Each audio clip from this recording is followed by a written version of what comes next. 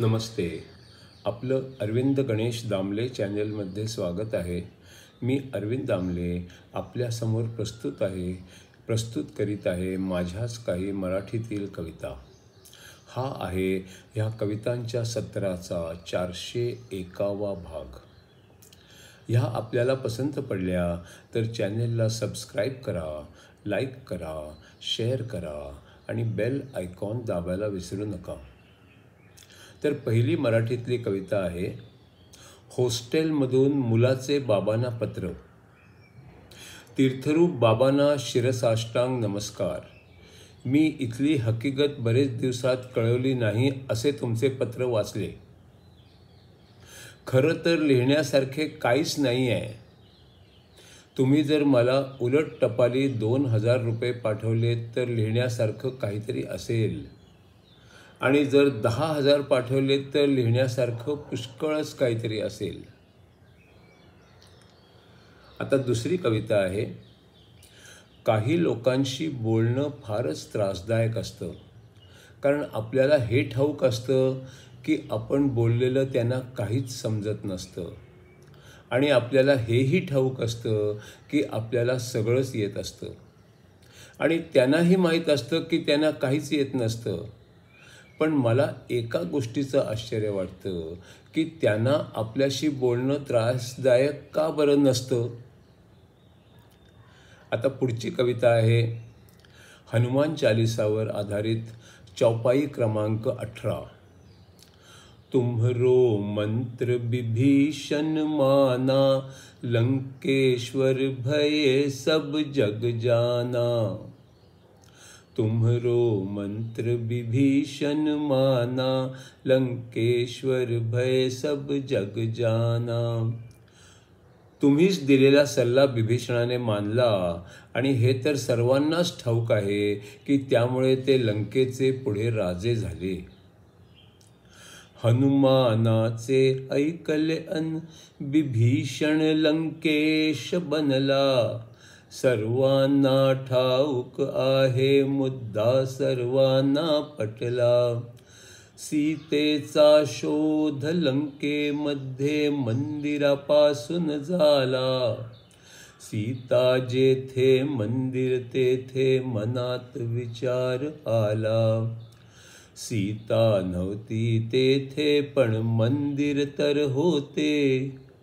मंदिरातही रावण पूजा सगळे करीत होते. सर्व राक्षस समृद्धीत आनंद शोधित होते. अपवाद फक्त विभीषण हनुमान बघत होते. विभीषणाच्या घरामध्ये राम नाम घुमत होते. मी खरा कोण ते हनुमानाने त्यास सांगितले होते. सूर्याचा शिष्य आहे हे हनुमान नाही वदला. रामाचा सेवक आहे एवढेच वदला.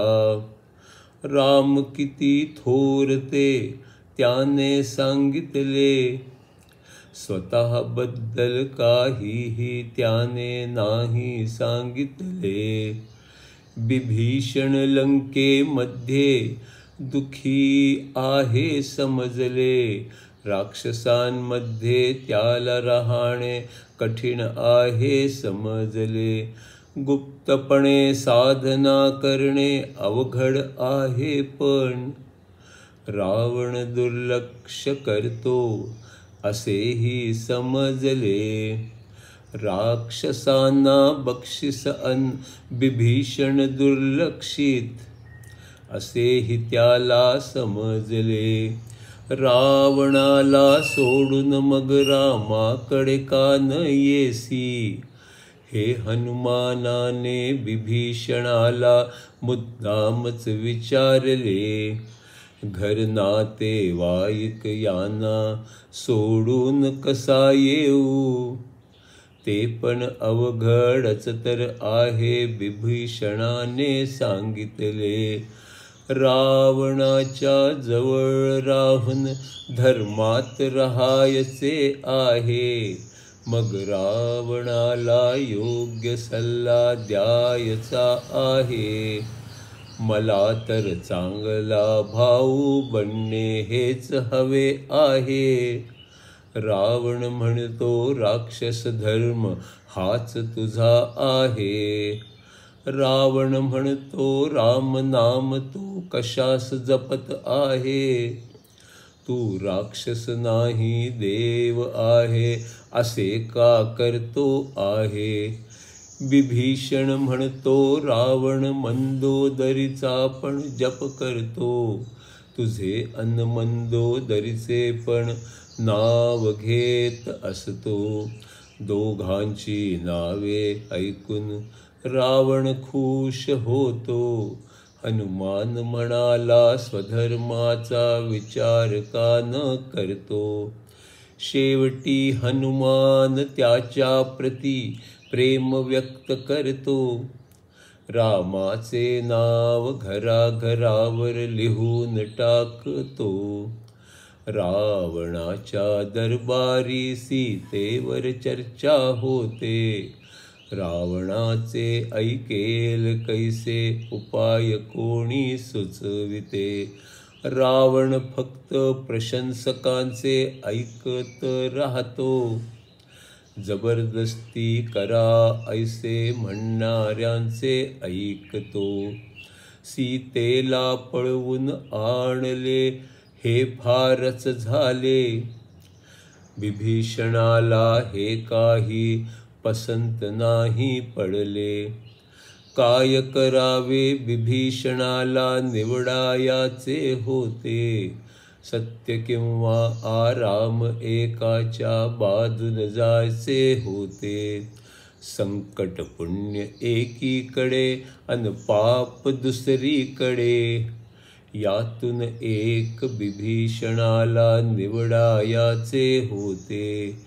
रावणा समजावणे एकीकडे त्याचा क्रोध दुसरीकडे. सीतेला सोडा ऐसे व त्याला सांगायाचे होते. रावणाने लाथ मारली त्याला हकलून दिले. रामाचे चरण विभीषणाला म्हणूनच लाभले. दरबारातून गेल्यावर तो आनंदित झाला.